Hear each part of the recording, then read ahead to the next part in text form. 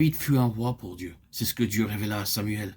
Remplis ta corne d'huile et va, je t'enverrai vers Ishaï, le Bethléemite, car j'ai vu parmi ses fils un roi pour moi.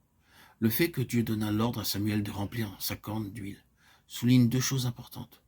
Tout d'abord, la corne est le produit de la vie. Ensuite, l'huile est le symbole du Saint-Esprit.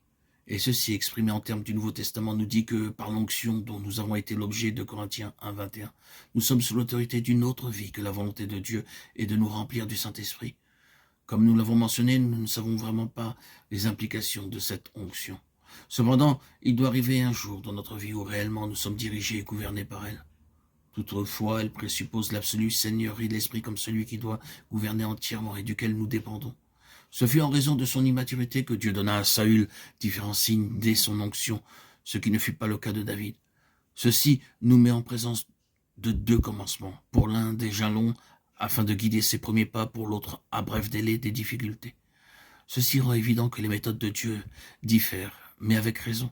C'est ainsi que lorsque, dès les premiers pas dans notre vie chrétienne, nous sommes amenés dans les épreuves et circonstances difficiles, ceci est un indice que nous sommes appelés à des responsabilités importantes et qu'elles impliquent une discipline plus sévère et une mesure spirituelle correspondante. La vie de David peut se diviser en trois périodes. La première, qui va de son onction par le prophète Samuel, 1 Samuel 16, jusqu'à la fin de ce livre. Elle couvre environ 8 ans, et on peut la considérer comme une période de préparation. Ce fut aussi un temps où il fut errant, pourchassé par le roi Saül. La seconde période est celle où il régna à Hébron, après la mort de Saül, de Samuel 2, 1 à 4. Elle fut d'une durée de 7 ans et demi. La troisième période de 33 ans, il régna sur tout Israël et Juda, de Samuel 5, 5. Les grandes révélations concernant le temple, la maison de Dieu, lui furent données durant cette période.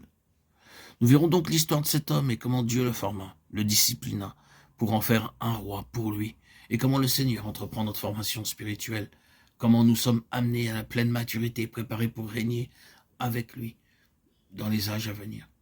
L'accomplissement de ce que Dieu avait conçu et la part dévolue à David dans son plan impliquait une éducation conséquente en rapport avec les responsabilités qu'il aurait à assumer. Sa formation fut donc essentiellement dirigée en vue de faire de lui un vase propre aux besoins de Dieu, capable de recevoir les révélations divines concernant son temps. Il est des plus importants de voir qu'au cours des âges passés comme dans le temps présent, Dieu travaille à ce qu'il a pensé et conçu dès avant que le monde fût, ce qui signifie que maintenant il poursuit la réalisation de ce qu'il a préétabli dans l'éternité passée.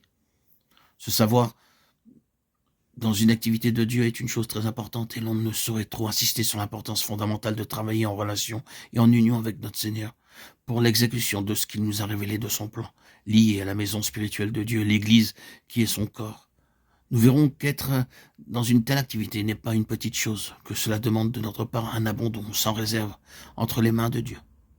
Ce qui nous est enseigné par la vie de David le sera aussi à tous ceux qui voudront suivre le Seigneur jusqu'au bout, en assumant leur part dans son dessein.